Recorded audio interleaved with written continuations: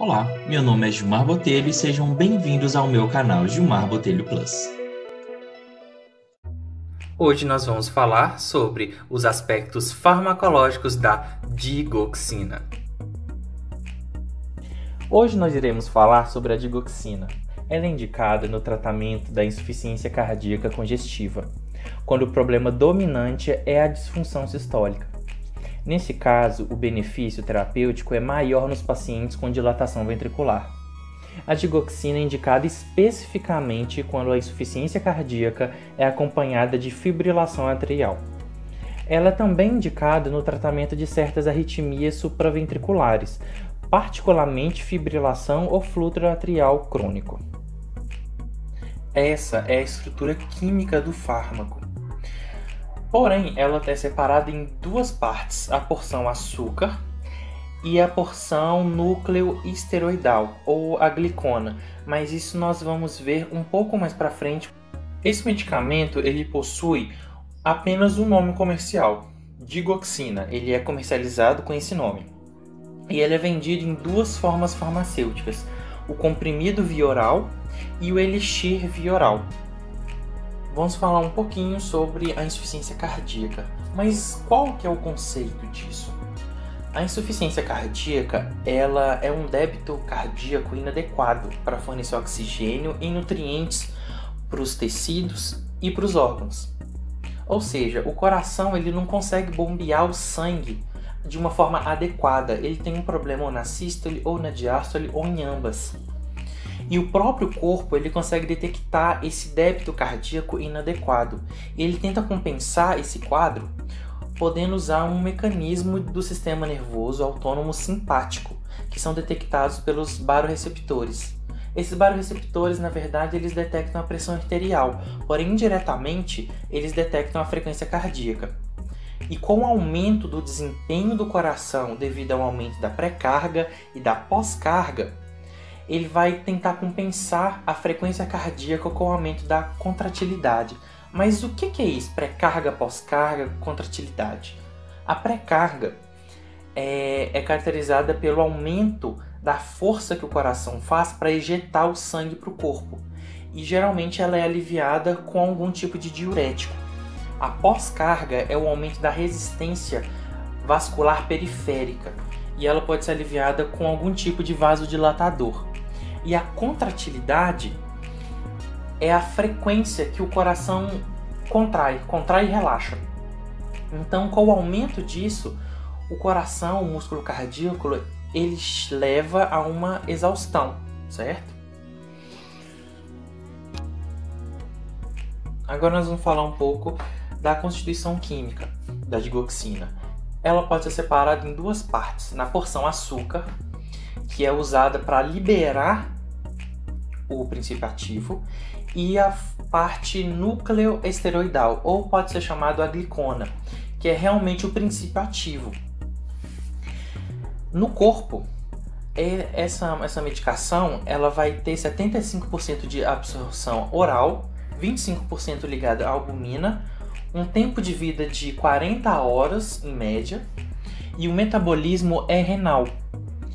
E o mecanismo de ação desse fármaco é inibir a bomba de sódio e potássio nas fibras cardíacas. No normal, existe mais sódio extracelular e menos intracelular, para formar um gradiente transmembranal osmótico de concentração. E a bomba de sódio e potássio está ali para garantir esse gradiente. Porém, a digoxina, o medicamento, ele vai inibir essa bomba.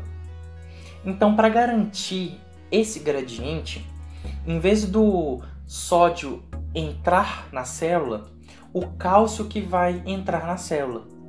Então, vai ter muito cálcio intracelular, vai ter uma concentração maior de cálcio dentro da célula. Então, o retículo sarcoplasmático vai mobilizar esse cálcio para o músculo.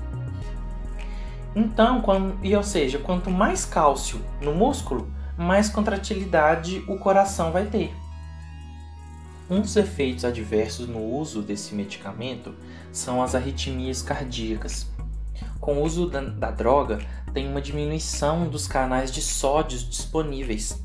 Então, vai haver uma despolarização devagar e totalmente desincronizada desses canais, causando assim as arritmias.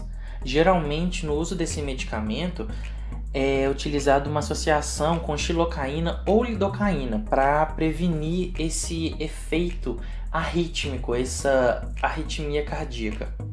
A digoxina pertence a um grupo de fármacos chamados de digitálicos. E o mecanismo de ação primário dos digitálicos é inibir a enzima sódio-potássio-adenosina trifosfato nas células miocárdicas. O aumento de sódio intracelular leva a uma elevação da troca de sódio por cálcio, aumentando as concentrações de sódio dentro do miócito. Isso melhora a contração miocárdica e a função sistólica global do coração. Durante muito tempo, acreditou-se ser o mecanismo único da ação desse tipo de fármaco. No entanto, várias evidências recentemente foram descobertas e sugerem que os digitálicos eles atuam inibindo a enzima sódio-potássio ATPase em tecidos não cardíacos. A inibição enzimática em fibras aferentes vagais, por exemplo, elas sensibilizam os baroreceptores, o que reduz o fluxo simpático proveniente do sistema nervoso central. A inibição dessa enzima, a sódio-potássio ATPase, nos rins, reduz a reabsorção tubular de sódio, aumentando a disponibilidade do íon a nível tubular distal, o que, ultimamente, suprime a secreção renal de renina. A digoxina ela é bem tolerada pela maioria dos pacientes, incluindo aqueles com insuficiência cardíaca sistólica. Os eventos adversos ocorrem geralmente quando grandes doses diárias são administradas, um fato quase inexistente nos dias atuais, ou quando doses são usadas em pacientes de alto risco, por exemplo, portadores de algum tipo de distúrbio eletrolítico, disfunção renal ou uso concomitante de substâncias que potencializam o efeito da digoxina.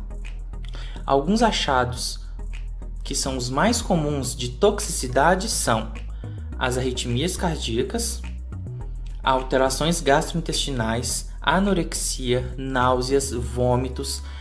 Alterações neurológicas podem ocorrer desorientação, distúrbios visuais e confusão mental. Agora falando um pouco de uma forma mais tranquila sobre a farmacocinética da digoxina, quando há a administração oral da digoxina, ela é absorvida pelo estômago e em parte pelo intestino. A absorção ela é retardada, mas ela não é comprometida pela ingestão dos alimentos. Pela via oral, o início do efeito ocorre entre meia hora a 2 horas, alcançando no máximo o período de 2 a 6 horas para o início do efeito da medicação. Na maioria dos casos, a principal via de eliminação da digoxina é a excreção renal da dose inalterada. A meia-vida de eliminação terminal da digoxina em pacientes com função renal normal é de 30 a 40 horas e é prolongada em pacientes portadores de disfunção renal. Em pacientes anúricos, a meia-vida de eliminação terminal deve ser por volta de 100 horas. Então é isso, pessoal. Espero que vocês tenham gostado. Comentem aqui embaixo sobre quais outros temas da área da saúde vocês querem saber. Não se esqueçam de curtir, compartilhar, se inscrever e, claro, ativar o sininho para não ficar de fora de nenhum dos próximos vídeos. Então é isso aí e até a próxima!